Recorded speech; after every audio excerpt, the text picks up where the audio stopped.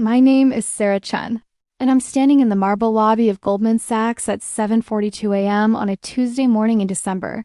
The city is still waking up, but I've been here since 6, finalizing the documents that will change everything.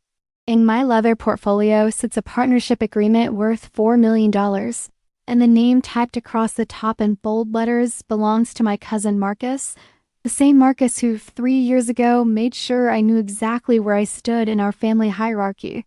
I'm 31 now, a senior partner at one of the most prestigious venture capital firms in Manhattan. My Louboutin heels click against the polished floor as I walk toward the elevator, and I catch my reflection in the brass doors. Tailored navy suit, hair pulled back in a perfect chignon, diamond studs that cost more than most people's rent. I look like power and I'm power, but the woman staring back at me remembers a different version of herself, one who sat alone on Christmas morning, watching everyone else open presents while pretending it didn't matter. The elevator arrives, and as the doors slide open, I think about how Marcus will react when he sees me walk into that conference room. He doesn't know I'll be there. He doesn't know that the mystery investor startup has been courting for months is me. He doesn't know that I've been watching, waiting, building something he couldn't even imagine while he was busy making sure I felt small. The irony isn't lost on me. 3 years ago, I was the family disappointment, the one whose career wasn't really going anywhere. According to his mother, my Aunt Linda, the one who worked some little job that nobody really understood. The one who didn't deserve a spot at the adults' table during family gatherings because I hadn't made something of myself yet.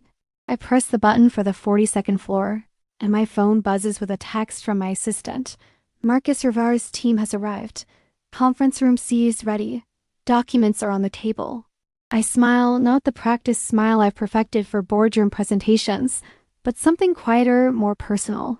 Something that comes from a place deeper than professional satisfaction. The elevator climbs, and with each floor, I feel the weight of those 3 years. The weight of proving myself to people who never bothered to ask what I was actually doing with my life. The weight of building something extraordinary while being treated like I was invisible. The weight of Christmas mornings where my accomplishments were footnotes and my dreams were conversation fillers. But today, the weight feels different. Today, it feels like armor. I think about the call I received last month from Marcus's business partner, David. They were desperate, he said. Their revolutionary fintech platform was ready to scale, but they needed serious capital from serious investors. They'd heard about this exclusive venture capitalist who was interested in their sector. Someone with connections to major financial institutions. Someone who could take them from startup to industry leader overnight. She's very selective, David told Marcus over coffee, not knowing I was listening from the table behind them. But if she chooses you, you're set for life. This woman doesn't just invest money, she builds empires. Marcus had laughed. That same condescending laugh I remembered from family dinners. Must be nice to have that kind of money to throw around. Some people just get lucky, I guess. Lucky. The word had echoed in my mind for days afterward. Lucky. As the elevator reaches the 40th floor, I close my eyes and take a deep breath. In 2 minutes, I'll walk into that conference room, and Marcus will discover that luck had nothing to do with it. He'll learn that while he was dismissing me as irrelevant, I was building relationships with CEOs, managing portfolios worth hundreds of millions, and earning a reputation that opened doors he didn't even know existed. The elevator stops. The doors open. And I step out into a hallway that leads to a room where my cousin is about to learn that the quiet girl he overlooked has become the woman who holds his future in her hands. But here's what he doesn't know yet, what none of them know. I'm not here for revenge. I'm here for something much more powerful than that. 3 years ago, I was a different person. Same name, same face, but everything else was smaller. My confidence, my voice, my understanding of what I was worth. I was 28, working as a junior analyst at a mid-tier investment firm, making decent money, but nothing that impressed anyone at family gatherings, especially not the Rivera side of the family. Christmas morning 2021 started the way it always did at my Aunt Linda's house in Westchester. The massive colonial was decorated like a magazine spread, with a tree that probably cost more than my monthly rent. Everyone gathered in the living room, coffee cups in hand, waiting for the gift exchange that had become our family tradition. I sat on the velvet ottoman near the fireplace, watching my cousins tear through beautifully wrapped packages. Marcus got a new MacBook Pro from his parents, plus a check for $5,000 to help with the business. His sister Emma received diamond earrings and a weekend trip to the Hamptons. My younger cousin Jake, still in college, got a car. I waited, watched, counted the gifts under the tree, noting that the pile grew smaller and smaller until there were only a few left, none with my name on them. "Oh, sweetie," Aunt Linda said when she noticed me sitting there empty-handed. "I'm so sorry. I completely forgot to get you something. You know how busy things have been with Marcus's startup launching." The room went quiet for exactly 3 seconds. Then Marcus laughed, not maliciously, but with that casual dismissiveness that somehow hurt more than outright cruelty. "It's fine, Mom. Sarah's not really into material things anyway, right, Sarah? You're all about that minimalist lifestyle." I wasn't. I had never said I was. But I nodded and smiled because that's what I did back then. I made it easy for people to forget me. Besides, Emma chimed in, adjusting her new earrings, "Sarah's at that age where she's probably saving every penny for her future." "Smart girl. What exactly is it you do again?" This from my Uncle Tom, Marcus's father, who asked me the same question every year and never seemed to remember the answer. "I work in finance," I said, the same response I'd given dozens of times. "Investment analysis." "Oh, that's nice," Aunt Linda said with the tone people use when they're not really listening. "Is that like ... bookkeeping?" Marcus snorted. "Mom, she's not doing anyone's taxes." "She's like ... what do you call it, Sarah?" "You look at stocks and stuff, right? Make recommendations?" "Something like that," I said, because explaining the complexity of market analysis and portfolio management to people who didn't want to understand felt pointless. "Well, that's certainly steady work," Uncle Tom said, already losing interest. "Not like Marcus here. This boy's about to revolutionize the entire payment processing industry. Tell her about the platform, son." And just like that, I became the audience for Marcus's presentation about his fintech startup. He stood up, pacing the living room like it was a conference room, gesturing with the confidence of someone who never doubted his own importance. "We're talking about disrupting a trillion-dollar industry," he said, his eyes bright with the kind of passion I envied. "Traditional payment processing is stuck in the Stone Age. Our platform uses AI to optimize transaction speeds while reducing costs by up to 30%. "That's amazing, honey," Aunt Linda beamed. "You're going to change the world." I wanted to ask questions about their user acquisition strategy, their regulatory compliance, their competitive differentiation. I wanted to point out that payment processing was notoriously difficult to disrupt because of the entrenched relationships and regulatory barriers. But I'd learned that asking the wrong questions made me the problem, not the solution. "How's the funding going?" I asked instead, keeping my voice light, curious, but not challenging. Marcus's expression shifted slightly. "We're in talks with several investors. It's just a matter of finding the right fit, you know? We're not desperate enough to take money from just anyone." "Of course not," I said. "You want investors who understand the vision." "Exactly. We've had some interest from smaller firms, but we're holding out for the big players. Someone who can really move the needle." Emma leaned forward. "How much are you looking for?" "We're raising our series at looking for around $4 million to scale operations and expand our team." I nearly choked on my coffee. $4 million. I'd seen dozens of startups pitch for that kind of money, watch them fail and succeed, analyze their business models and growth projections, but I didn't say any of that. "That's a lot of money," I said instead. "Not really," Marcus replied with a shrug. "Not for what we're building. The right investor will see the potential. We're not just asking for money, we're offering a piece of the future." Uncle Tom clapped his hands together. "That's my boy, always thinking big." I sat there, invisible again, watching my family celebrate Marcus's potential while dismissing my reality. They didn't know that I'd just closed a deal the previous week that earned my firm $12 million in fees. They didn't know that I'd been personally responsible for 3 of the year's most successful investments. They didn't know that portfolio managers twice my age asked for my opinion on emerging market trends. They didn't know because I never told them and they'd never asked. Later that evening, as I was putting on my coat to leave, Aunt Linda pulled me aside in the hallway. "Sarah, honey, I hope you don't mind me asking, but are you doing okay? Financially? I stared at her, genuinely confused. I'm fine. Why? Well, you're 31 and you're still renting that little apartment in Queens. Most people your age are buying houses, starting families. I just worry that you're not setting yourself up for the future." "I'm doing fine," I repeated, but my voice sounded smaller than I intended. "I know, sweetie. I just think maybe you should consider something more ambitious. Marcus is always saying there are opportunities in his field. Maybe you could do something more entrepreneurial? Follow his lead, follow his lead." The words echoed in my head during the entire subway ride home.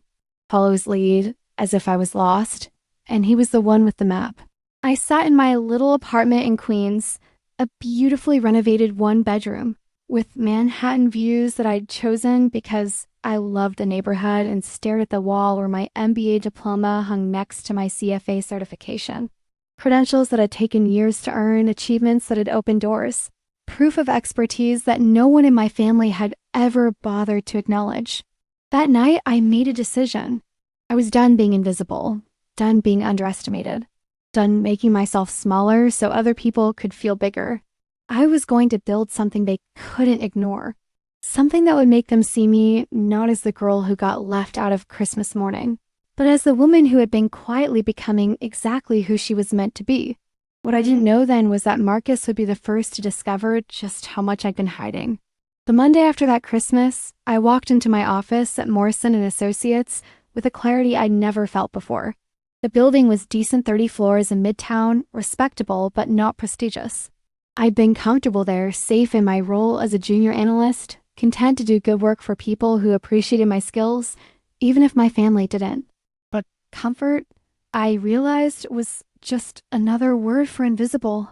I knocked on my supervisor's door at 8 a.m. sharp. Janet Morrison had been my mentor for 3 years, a woman who'd built her own investment firm from nothing and understood what it meant to be underestimated. "Sarah?" She looked up from her computer, surprised. "You're here early. Everything okay?" "I want to talk about my future here," I said, settling into the chair across from her desk. "I want to know what it would take for me to become a partner." Janet leaned back, studying me. "That's a significant jump. Partnership requires bringing in your own clients, managing major portfolios, taking on full responsibility for investment decisions. Are you ready for that kind of pressure?" "I've been ready," I said. "I just haven't been asking for it." She smiled. "Good, because Goldman Sachs has been trying to poach you for 6 months. I've been wondering when you'd realize your own worth." Goldman Sachs. The name hit me like electricity. I'd assumed the recruiter calls were routine, the kind of fishing expeditions that happen in finance. I hadn't realized they were serious offers. "They've been calling me?" I asked. "Every week. Apparently, your analysis on the Hartwell merger caught some attention. They're looking for someone to head up their emerging markets division. The salary they're offering would probably triple what you're making here." Triple. I sat there, processing the information. While my family was worrying about my financial stability, Goldman Sachs was trying to steal me away. "Why didn't you tell me?" "Because I was hoping you'd stay. But after this conversation, I think it's time for you to spread your wings." That afternoon, I called the Goldman recruiter back. By the end of the week, I was sitting in a conference room on the 42nd floor, the same floor where I'd eventually confront Marcus, discussing terms for a position that would change everything. The transition happened faster than I'd expected. Within 2 months, I was managing a portfolio worth over $200 million. Within 6 months, I was being invited to client meetings with CEOs and pension fund managers. Within a year, I was the youngest senior partner in the firm's history. But the most interesting part wasn't the money or the title. It was the network. In finance, relationships are everything.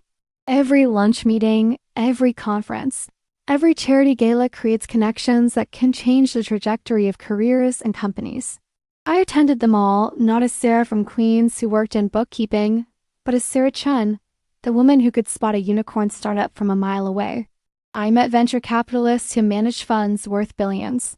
I had dinner with entrepreneurs who were reshaping entire industries. I sat on panels discussing the future of fintech, artificial intelligence, and emerging markets. I was quoted in the Wall Street Journal. I was invited to speak at conferences. And through it all, my family had no idea. I didn't tell them about the Goldman promotion.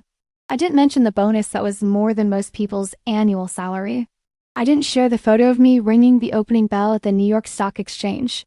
I kept living in my little apartment in Queens and showing up to family gatherings in the same understated clothes, answering the same questions about my study work with the same vague responses.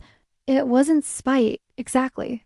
It was something deeper in need to prove to myself that I could build something extraordinary without their validation, that I could become someone worth knowing without needing them to notice. The irony was that my success made me better at being invisible. I'd learned to read people, to understand what they wanted to hear, to blend into any room while gathering information. Skills that served me well in boardrooms also made it easy to hide in plain sight at family dinners. But I was watching them, especially Marcus. I followed a startup's progress the way I tracked all emerging companies in the fintech space. I saw their product demos, read their press releases, analyze their funding rounds. They were better than I'd expected. Their platform was innovative, their team was solid, and their market positioning was smart. They were also struggling. I could see it in the delayed product launches, the key personnel changes, the pivot in their marketing strategy. Classic signs of a startup that was running out of runway. They needed capital and they needed it soon. That's when I started making connections. I had lunch with David Chun, no relation, despite the shared surname Marcus's business partner. He didn't know who I was, just that I was someone who understood their market. I asked thoughtful questions about their user acquisition strategy. I mentioned some challenges they might face with regulatory compliance. I suggested potential solutions for their scalability issues. "You really know this space," he said over dessert. "Are you in the industry?" "I dabble," I said, which was technically true. "I'm always interested in innovative payment solutions." A week later, I orchestrated a casual encounter with Marcus at a coffee shop in Soho. He was there meeting with a potential client, and I was there because I'd seen his calendar post on LinkedIn. I pretended to be surprised to see him. "Marcus! What a coincidence. How's the startup going?" He lit up, eager to talk about his work with someone who might actually understand it. For 20 minutes, he walked me through their platform, their growth metrics, their expansion plans. He was passionate, articulate, and completely unaware that he was essentially giving me a pitch presentation. "We're raising our Series A right now," he said, leaning forward with excitement. "Looking for the right investor who really gets what we're building." "That sounds amazing," I said. "I hope you find someone who appreciates the vision." "Thanks. It's been tough, you know? Everyone wants to see more traction before they invest, but we need the investment to get the traction." Classic catch-22. I nodded sympathetically. "Have you considered strategic investors? Sometimes industry connections matter more than just the money." "Absolutely. We're actually in talks with this exclusive VC who specializes in fintech. Her fund is supposed to be incredible. She only takes on a few companies a year, but when she does, she goes all in. Not just money, but introductions, partnerships, board seats, the whole package." "She sounds impressive," I said, stirring my coffee. "Do you know her name?" "Sarah-chan," he said, completely oblivious. "Apparently, she's this powerhouse in the investment world. David's been trying to get a meeting with her for months." I merely laughed. Instead, I kept my expression neutral. "I hope it works out." "Me too. This could be the game changer we need."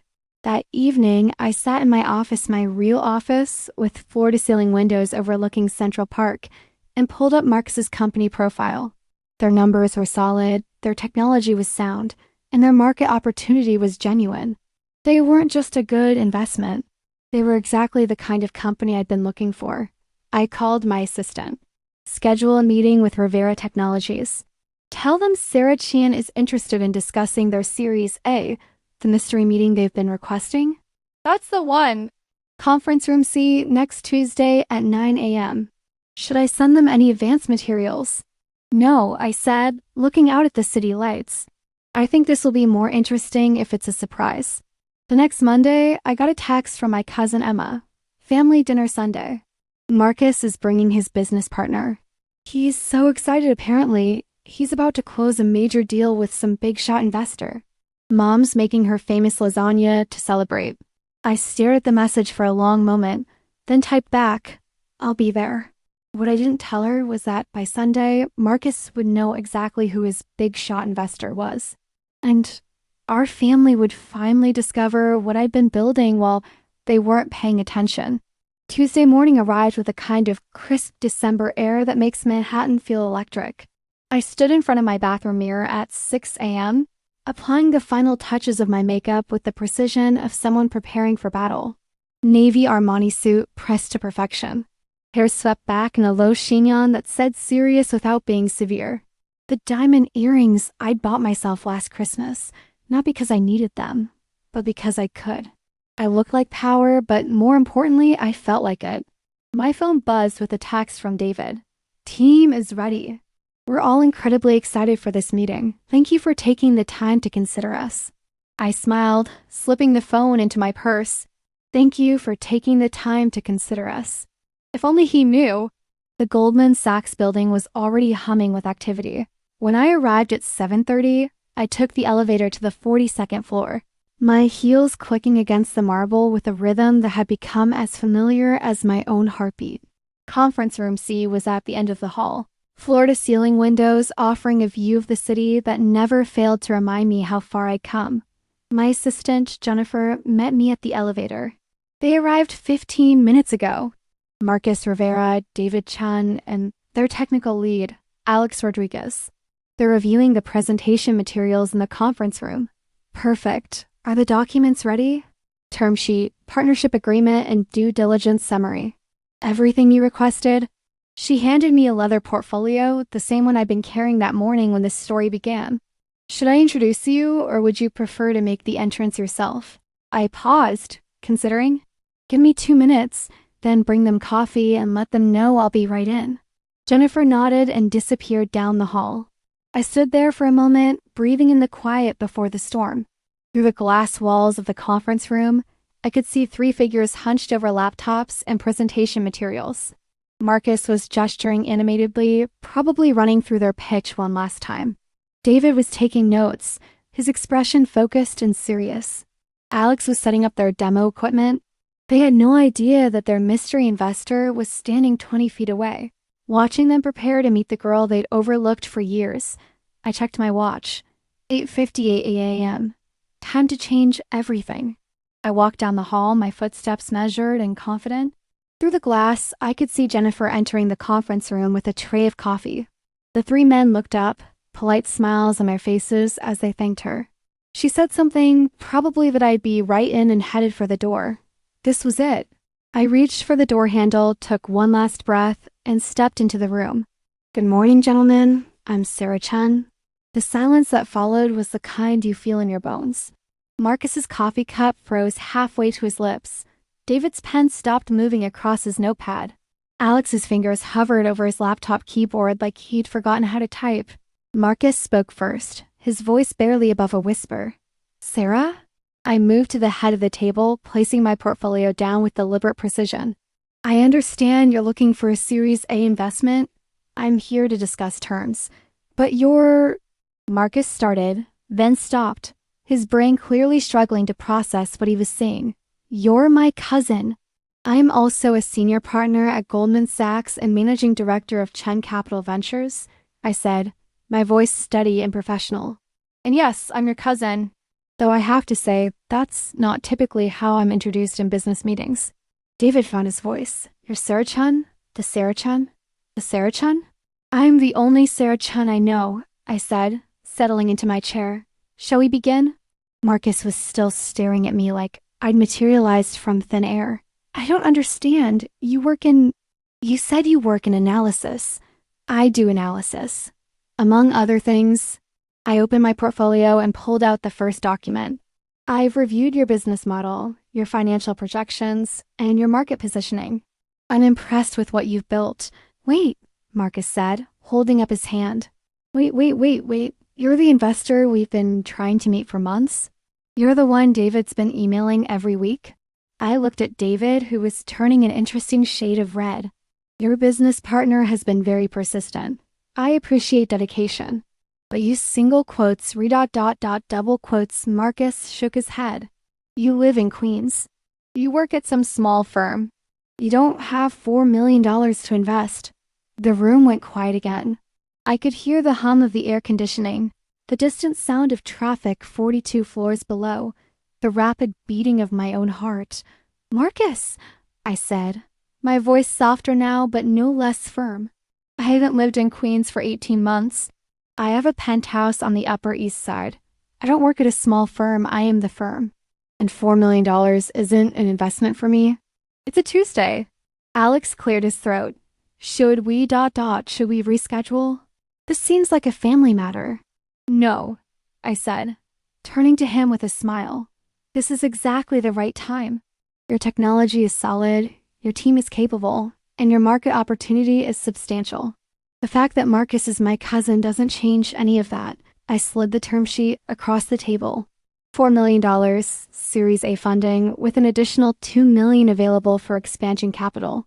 In exchange, I'm requesting a 30% equity stake and a seat on your board. David picked up the document, his hands actually shaking slightly. This is exactly what we asked for. I know. I've been paying attention. Marcus was reading over David's shoulder, his expression shifting from confusion to disbelief to something that might have been recognition. You've been ... How long have you been watching us? Since the beginning, I said. I make it my business to know about promising startups in the fintech space. Your platform caught my attention about 18 months ago. 18 months? Marcus's voice was getting higher. You've been tracking us for 18 months, and you never said anything? I leaned back in my chair, maintaining eye contact. When would I have said something? At Christmas dinner when you were explaining how payment processing works? At Emma's birthday party when Uncle Tom was asking if I did bookkeeping? At the family barbecue when Aunt Linda was worried about my financial stability? The silence stretched between us like a wire under tension. I built this, I said, gesturing to the room around us, to the documents on the table, to the city sprawling beyond the windows. I built this while you were all assuming I was failing. I built this while you were explaining my own industry to me. I built this while you were wondering if I was okay financially. David was staring at the term sheet like it might disappear. This is real? You're really offering this? It's real, I said. The question is whether you're ready to accept it. Marcus looked up from the documents. Why? Why would you do this? It was the question I'd been expecting, the one I'd been preparing for. I thought about all the possible answers because it's a good investment, because I believe in your vision, because business is business. Instead, I told him the truth, because you're brilliant, Marcus, because your idea is revolutionary and your execution is flawless, because you've built something that deserves to succeed. I paused, letting the words settle, and because family means investing in each other's dreams, even when those dreams are bigger than anyone imagined. For the first time since I'd walked into the room, Marcus smiled. Not the condescending smile from Christmas morning, not the dismissive laugh from family dinners, but something genuine and a little odd.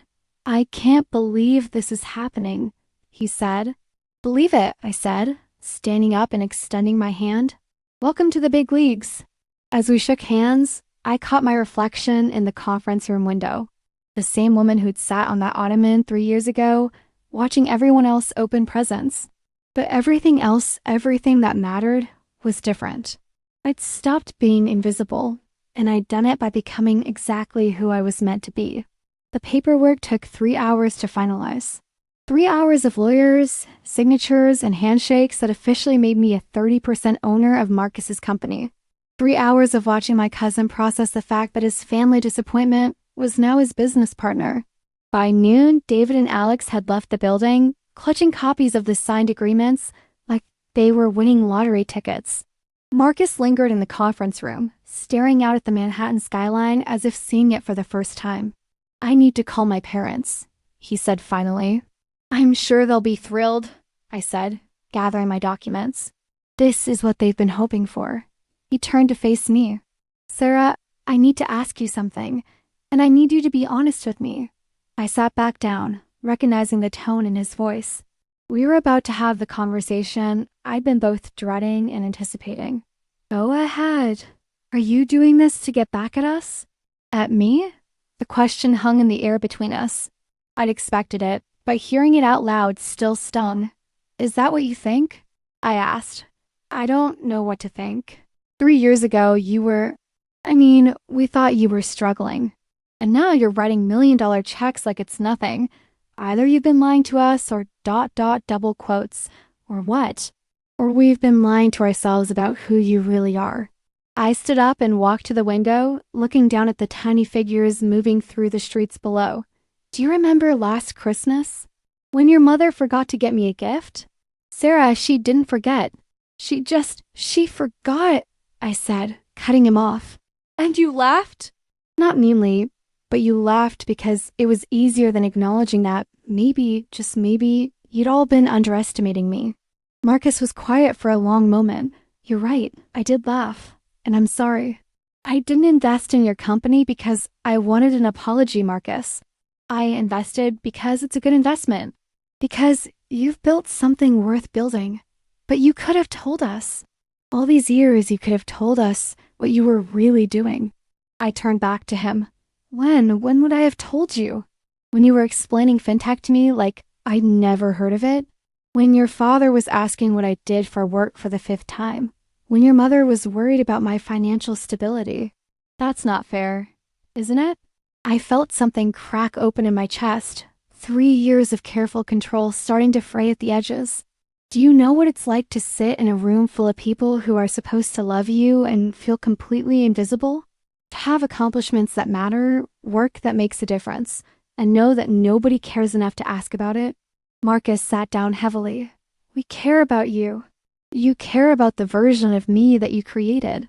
The one who works a little job and lives in a little apartment and needs advice about being more ambitious. You never cared about the real me. Because we didn't know there was a real you to care about. The words exploded out of him, raw and honest. He immediately looked like he regretted them, but they were already out there, floating between us like a bridge neither of us was sure we wanted to cross. There's always been a real me, I said quietly. You just never bothered to look. We stood there in silence, the weight of 3 years of misunderstandings settling around us like dust. I'm sorry, Marcus said finally. I'm sorry we made you feel invisible. I'm sorry we made assumptions. I'm sorry I laughed when I should have been asking questions. And I'm sorry I let you, I said. I'm sorry I made it so easy for you to dismiss me. I'm sorry I chose to be small instead of taking up the space I deserved. Why didn't you fight back? Why didn't you tell us to shut up and pay attention? I considered the question, really considered it. Because I was afraid you'd look at me and still see nothing. Because it was easier to be overlooked than to be seen and found wanting. But you were never wanting, Marcus said. You were always brilliant. Even when we were kids, you were the one who understood things the rest of us couldn't figure out. Then why didn't you see it? Because I was scared, he said, the admission seeming to surprise him. Because you were so much smarter than me, and it was easier to pretend you weren't than to admit I was intimidated by my own cousin. The confession hit me like a physical blow. Intimidated? Are you kidding? You were valedictorian, full ride to Columbia, MBA at 25. You made it look effortless. The rest of us were scraping by, and you were just excelling. It was easier to convince myself that you weren't really doing anything important than to face the fact that you were doing everything better than me. I stared at him, trying to process this information. So you made me feel small because you felt small? I made you feel small because I'm an idiot who was too insecure to celebrate his own family. We looked at each other across the conference room. Two people who'd spent years misunderstanding each other, finally seeing clearly. I don't want your pity, I said. I don't want you to treat me differently because you found out I'm successful. I want you to treat me differently because you realized I'm your cousin, and cousins deserve better than what you gave me. Marcus nodded slowly. I can do that. But I need you to do something for me too. What? I need you to stop hiding. I need you to show up as who you really are, not who you think we want you to be. Because the woman who just wrote me a $4 million check, she's pretty amazing. And I'd like to get to know her. I felt something shift in my chest, like a door opening that I'd kept locked for years. She's terrifying sometimes. Good, Marcus said with a smile that looked like the ones from when we were kids. The best people usually are. My phone buzzed with a text from Emma. Mom's making dinner Sunday. Are you coming? Marcus is bringing big news. I showed Marcus the text. He laughed, a sound that was warm and genuine, and nothing like the dismissive laughter I remembered. Should I tell her that I already know? He asked. Let's both tell her, I said. Together. She's going to lose her mind. Probably. But maybe it's time for all of us to lose our minds a little bit. Marcus stood up and extended his hand. Partners? I shook it, feeling the weight of the word. Partners. As we walked out of the conference room together, I realized that this was what I'd been searching for all along. Not revenge, not validation, but recognition. The simple acknowledgement that I was worth knowing, worth seeing, worth celebrating. I got my $4 million back in investment returns. But what I'd really gained was something much more valuable. A family member who finally saw me for who I really was. 6 months later, I'm sitting in the same conference room where everything changed. But this time, the energy is completely different. The table is covered with expansion plans, marketing strategies, and quarterly reports that show Rivera Technologies, now officially Chen Rivera Technologies, is exceeding every projection we made. Marcus is presenting to our board of directors. His confidence earned rather than assumed, his passion backed by solid numbers and strategic thinking. Watching him now, I can see the leader he was always meant to be, the one who was hiding behind bravado and family expectations. Revenue is up 340% since our Series A, he's saying, clicking through slides with the ease of someone who's done this dozens of times. Our user base has expanded to 12 countries, and we're on track to process over $2 billion in transactions this year. I catch his eye and smile. He's learned to read the room, to anticipate questions, to present data in ways that tell a story rather than just listing numbers. He's learned, in other words, to be the entrepreneur he always had the potential to become. After the meeting, we walked to the elevator together, a routine that's become comfortable over the past few months. Drinks to celebrate? He asks. Rain check. I say. I have dinner plans. Hot date. Family dinner. Your parents are cooking. He laughs. How did that happen? Your mother called me directly. Apparently she wants to get to know the real Sarah better. The elevator arrives, and we step inside. 6 months ago, this ride would have been tense, filled with unspoken resentments and misunderstandings. Now it's just two business partners heading home after a successful day. She's trying, you know, Marcus says. They all are. I know, and I appreciate it. But I need you to understand something. I'm not doing this for their approval anymore. I'm doing this because it's right for me. Good, he says. That's exactly how it should be. The elevator opens at the ground floor and we step out into the marble lobby where this story began. But I'm not the same woman who stood here 6 months ago, clutching that leather portfolio and preparing for a confrontation. I'm someone who's learned the difference between being seen and being understood, between demanding respect and earning it. Sarah, Marcus says as we're about to part ways, I know I've said this before, but I need to say it again. Thank you. Not just for the investment, but for showing me what real strength looks like. What do you mean? You could have destroyed me in that meeting. You could have made me feel as small as I made you feel. Instead, you chose to build something together. That's not revenge, that's leadership. I think about this as I walk home to my penthouse apartment, the one my family finally knows exists. The city sparkles around me, the same city that once felt like a place where I was invisible, now feeling like home in a way it never had before. That evening, I sit at Aunt Linda's dining room table, the same table where I'd felt so out of place for years, and watch my family navigate this new version of me. They're trying, genuinely trying to understand who I've become. Uncle Tom asks thoughtful questions about my work.